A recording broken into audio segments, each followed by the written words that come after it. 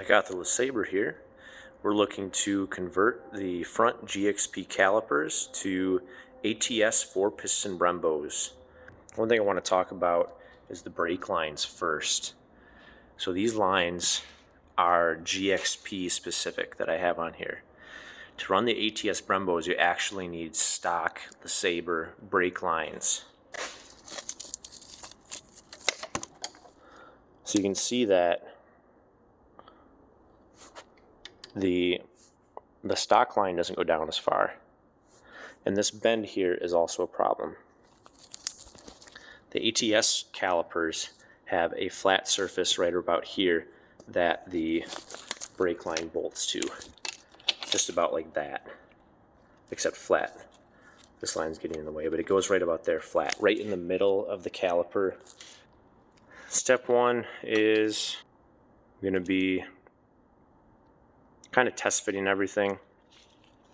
So I took this out first just to make sure the connections were right.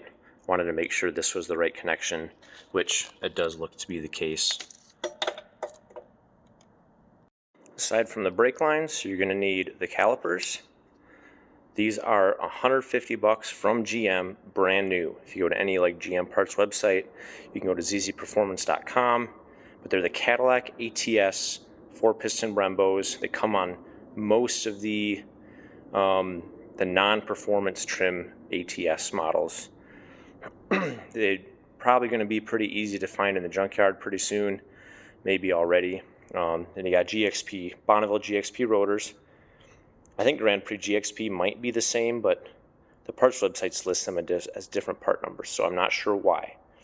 So if you have a LeSabre, Park Avenue, Bonneville GXP rotors, and then Cadillac ATS brake pads to match the calipers, and then you're going to need some brake fluid. I'm not sure how much yet. I'm figuring maybe 12 ounces per side.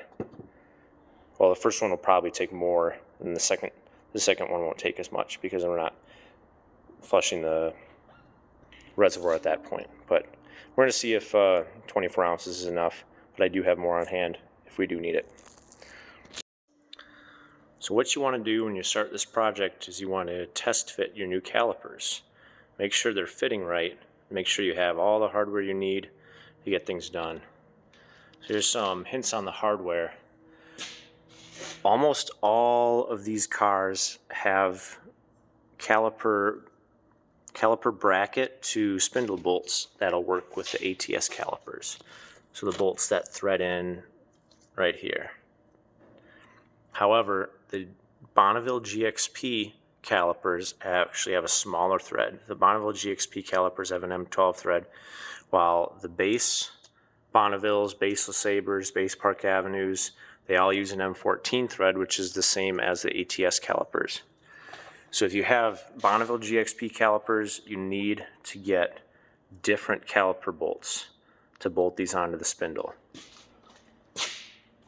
So this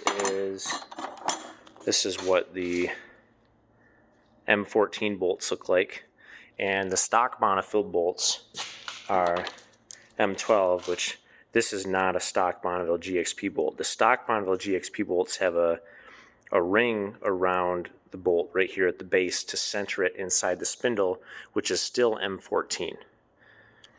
So for some reason the Bonneville GXPs just were different from all the other cars. Even the Grand Prix GXP had the M14 bolts with the same size calipers and same size rotor. The other thing you want to watch out for is the banjo bolt. This caliper, the ATS 4-piston, has an M10 by 1.0 thread type here. Now all these 3800 cars have an M10 by 1.5 banjo bolt. So you either need to get a new banjo bolt for a Cadillac ATS, or you can do what I did and tap and helicoil the ATS caliper for an M10 by 1.5 thread banjo bolt. But you got to be very careful. It's very easy to go sideways, and if you go too far crooked when drilling or tapping, your your washers, crush washers aren't going to seal right. So I would advise sticking with an M10 by 1.0 banjo bolt. Just make sure you order them with all your other parts. So when I was test fitting the line here, I did have to bend this out a little bit.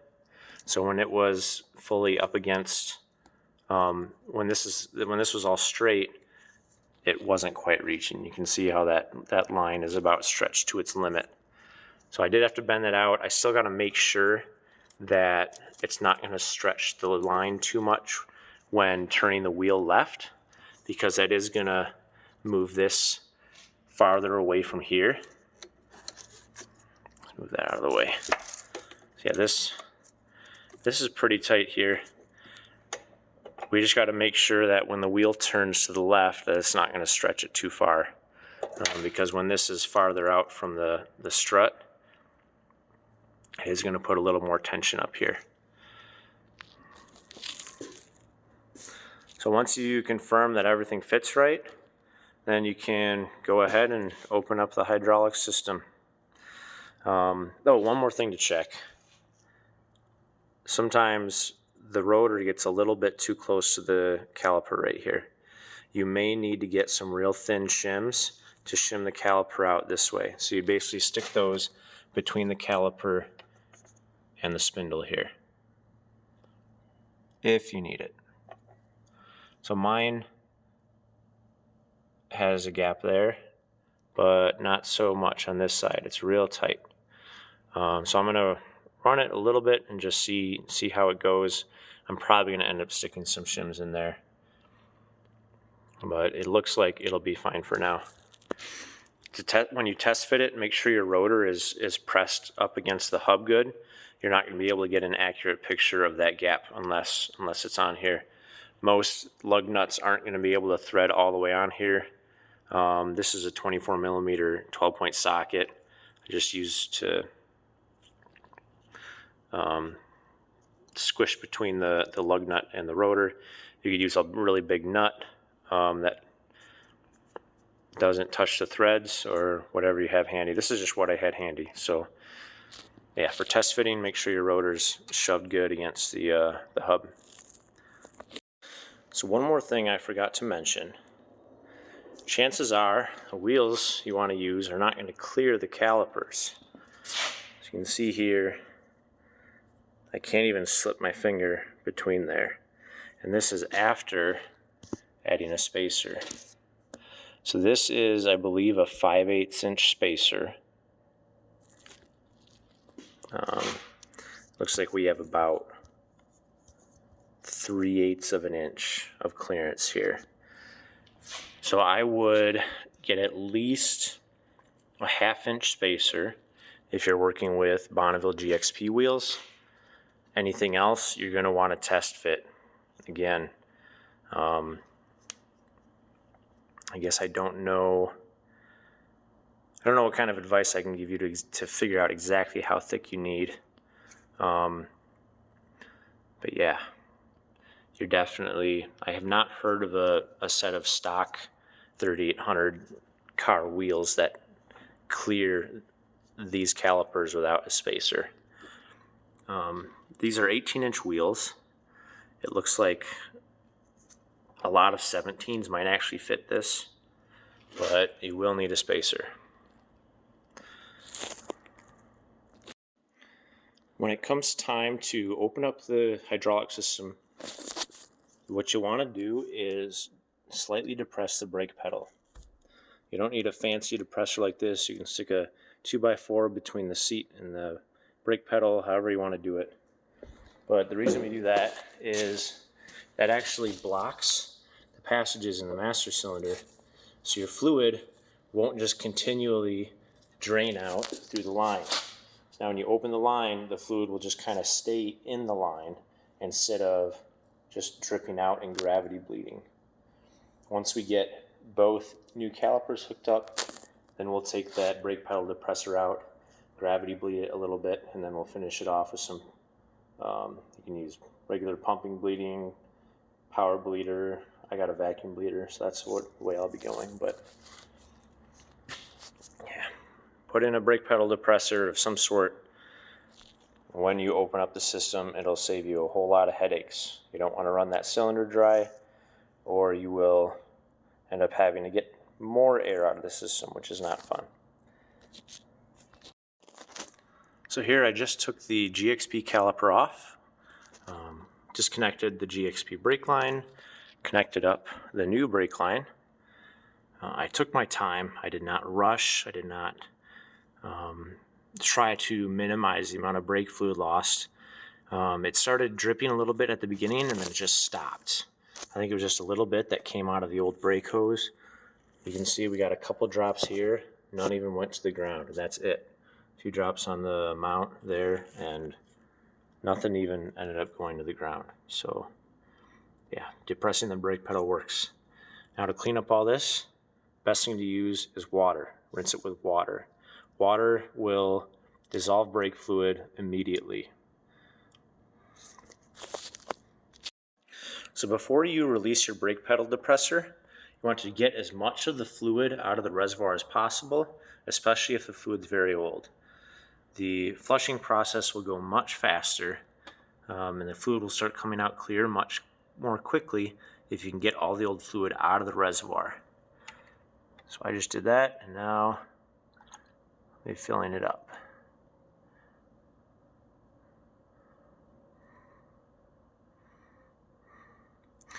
So to get the old fluid out, I used a vacuum bleeder, and then I stuck this thin plastic hose in the end, and I was able to stick it into the corners of the reservoir to suck everything out. It's the same hose I use for the water injection system here. So I'm working on the other side, and I just want to show you an alternative. What happens when you don't depress the brake pedal while changing the line. This is how fast it leaks, which it's not bad as long as you're ready for it. You just want to make sure the master cylinder doesn't deplete, and you know, if for some reason you find out you have to stop and go do something else because you're missing some sort of parts or something, then you know you might be scrambling to make sure you don't empty the master cylinder. But in my case, I've got extra fluid above the reservoir, so I'm not too worried about it on this wheel.